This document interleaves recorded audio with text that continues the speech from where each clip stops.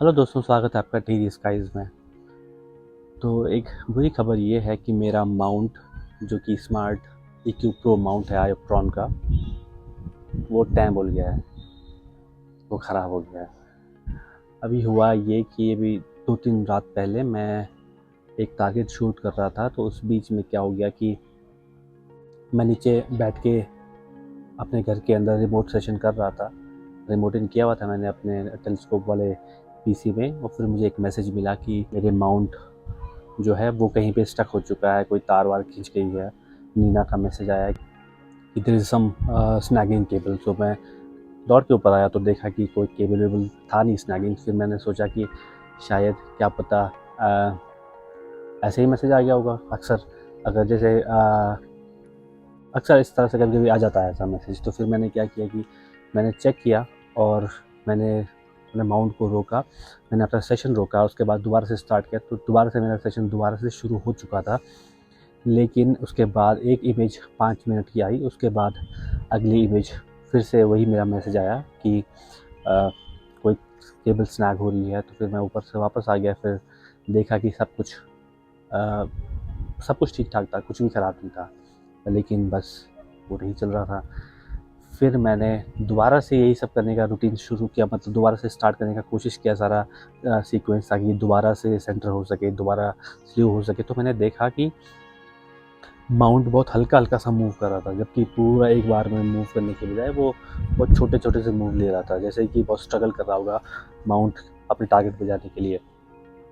फिर मैंने सोचा कि क्या पता है कि बैटरी से पूरा पावर नहीं जा रहा है, क्योंकि वो मैंने देखा लाइट भी ब्लिंक हो रही थी। फिर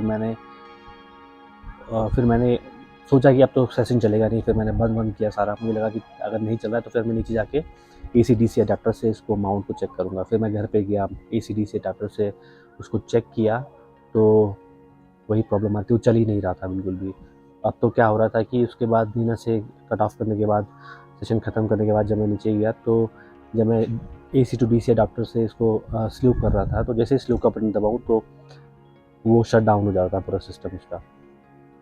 फिर उस पॉइंट पे मैं समझ गया कि ये कुछ बड़ी गड़बड़ हो चुकी है। तो फिर मैंने अपना सेशन उस दिन के लिए ऐसे ही बंद कर दिया।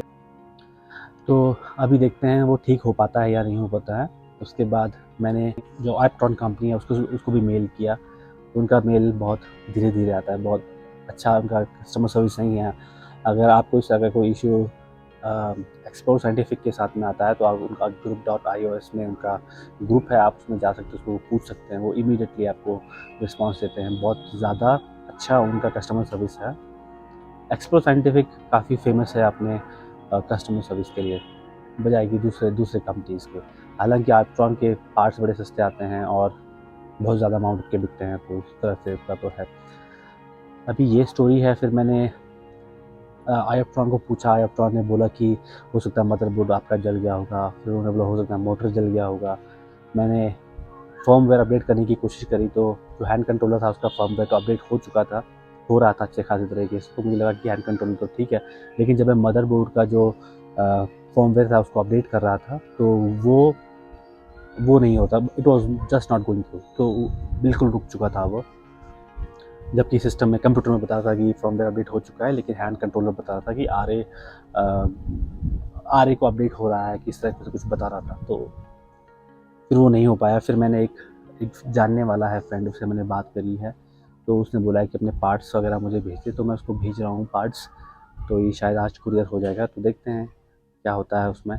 उसमें 2-3 स्क्रूज थे, 2-3 वॉशर्स थे, जो उसने कहा था कि बहुत इंपॉर्टेंट है, वो वॉशर कहीं नहीं खोने चाहिए, ये है सो है। मुझे लगा वो वॉशर्स शायद माउंट पे होंगे, अंदर बेरिंग के आसपास होंगे, लेकिन जब मैंने खोला तो उसने मुझे बोला कि वो वॉशर्स कहाँ हैं। तो मैं घबरा गया। मैंने कहा वॉशर्स कहाँ हैं। तो उसने कहा कि बहुत छोटे छोटे से वॉशर्स होंगे, उसको देखना। तो अचानक से मुझे, क्योंकि मैंने अपनी काली सीट के ऊपर रखा हुआ था, तो काली सीट में वो चमक रहे थे स्टील के, 2 बहुत पतले थे छोटे से वॉशर्स। तो मैंने उसको दिखाया 2 वॉशर्स थे। उसने कहा ये 2 नहीं 4 होने चाहिए।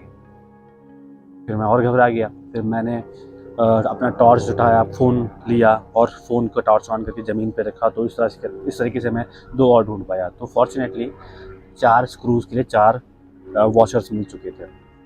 तो मैंने उसको बताया, उसने बोला चलो बहुत बढ़िया। उसने बोला कि संभाल के रखना, ये हो जाते हैं, और आयोप्ट्रॉन वालों ने इस तरीके से बनाए हैं कि अगर ये खो गए तो आपका माउंट ढंग से ट्यून नहीं हो पाएगा। हालांकि वो चलेगा, लेकिन हो सकता है वो ट्यून ना हो पाए ढंग से। मैंने चलो शुक्र है उसने बता दिया, नहीं तो मैं तो सोच रहा था 2 ही वॉशर्स हैं। लेकिन उसके बाद एक चीज़ और हुई कि जैसे मैंने सब कुछ कर दिया, सब कुछ पैक वैक कर दिया, सारे पार्ट्स मोटर्स मैंने निकाली, हैंड कंट्रोलर भेजा, और साथ में मदरबोर्ड निकाल के अलग किया, वो भी माउंट का भेजा। तो जब मैंने ये सब किया तो मैंने देखा कि मुझे एक और वॉशर मिल गया, और उसके बाद पैर के नीचे से ज़मीन खिसक गई। मैंने कहा ये 5वां कहाँ से आया? तो उसने कहा कि अगर 5 है तो ये 6 होने चाहिए, हो सकता है एक जगह पे 2 हों। मैंने इसको बहुत ढूँढा, लेकिन मुझे कहीं छठा वाला मिला नहीं।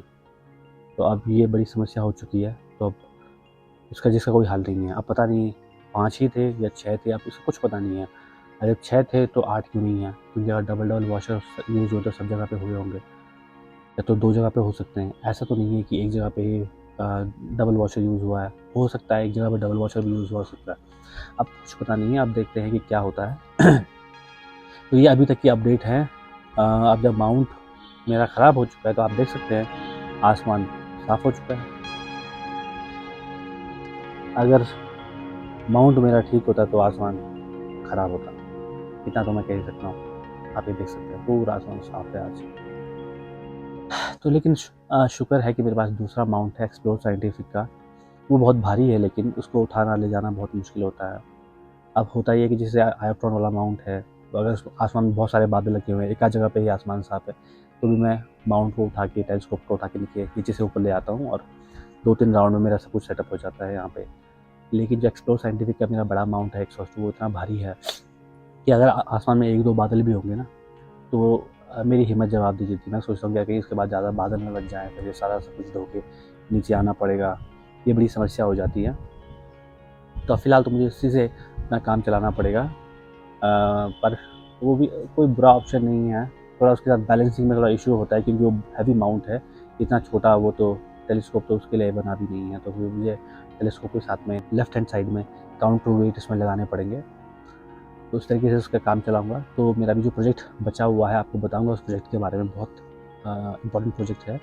उसके बारे में बताऊँगा कि मैंने मतलब वो किस तरीके से किया, उसकी वीडियो आपके पास जल्दी से आएगी। तो आज के लिए अभी यही अपडेट है, फिर आपको मैं आगे भी अपडेट करता रहूँगा। आपसे अगली बार मिलूँगा। आप विश कीजिए कि मेरा माउंट जल्दी से ठीक हो जाए। घर लाने के बाद भी वो वॉशर्स कोई समस्या ना करें, और फिर आपके लिए आगे के सेशंस लेकर आऊँगा। आपसे मिलते हैं अगली बार। Bye bye.